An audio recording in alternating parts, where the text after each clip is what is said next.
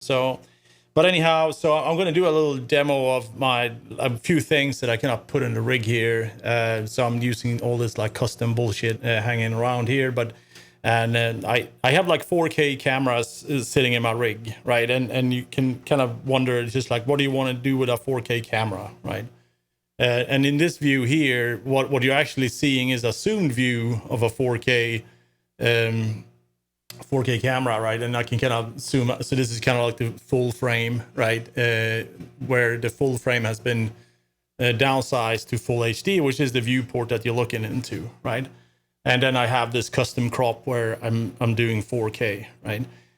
But also like it's just like, all right, that's how cool is that? You're capturing 4K 60, but I'm only capturing one 4K 60 while I'm doing this, and it's just like, what do you mean 4K? You have like 3 cameras. I can up to 4 cameras, right? Because in this view here, right, you have like the traditional kind of playfield camera. You got a score cam and all that good stuff. My score cam is only full HD, right? Because there's really nothing going on there.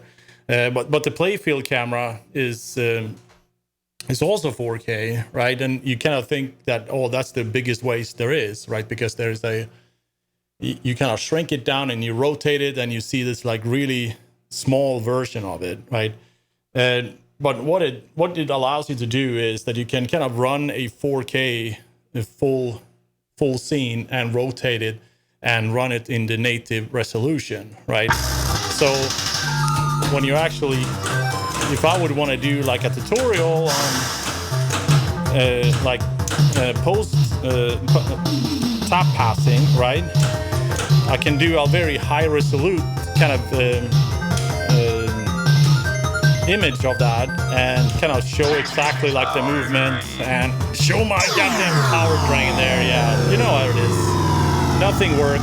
Nothing works when you kind of try to show things off. But so that's kind of the cool thing that you can do with this system that I've built, right? That you can have up to 4 4K cameras and you can run them individually at 4K. You can use a composed view where you have a mixed resolutions in a canvas that is a single 4K, right? And I think it kind of gives you a lot of flexibility because you don't have to have like 4 4K capture cards, which will cost you a fortune.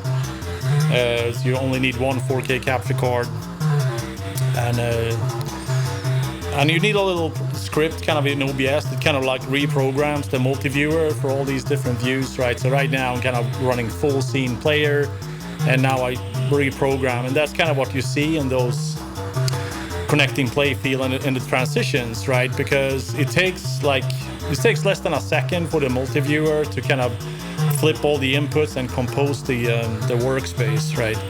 Same thing when I'm flipping to a different kind of single input and back to multi inputs, right? Which is pretty cool, right? But I'm quite pleased with this view here, right? Because you see, like this is like the full 4K resolution, and this gives you also a quite unique kind of show and tell camera all of a sudden. I'm just gonna see if I can flip back to my autofocus here. So now I can kind of show my cool keyring see if I can get that to focus. Come on, let's focus up here.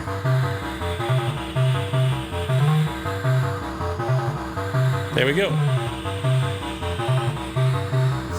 So now I got some nice bokeh on my Gottlieb TX Sector keyring that I got from Erica's Pinball Journey. All right, so pretty neat stuff. This camera is apparently struggling to get the focus back to the playfield after it's kind of zoomed out, but there it is. Anyhow, that's pretty much for that demonstration. So this system is called RigC. It's spelled RigC. And it's something that I'm working on the side for pinball streaming. And I'm running everything locally now, right? But you can also use this in a wireless setup, which is pretty cool. It only works with it does actually work with the 4K cameras out on the rig as well. But in a tournament setting, you usually don't care about that.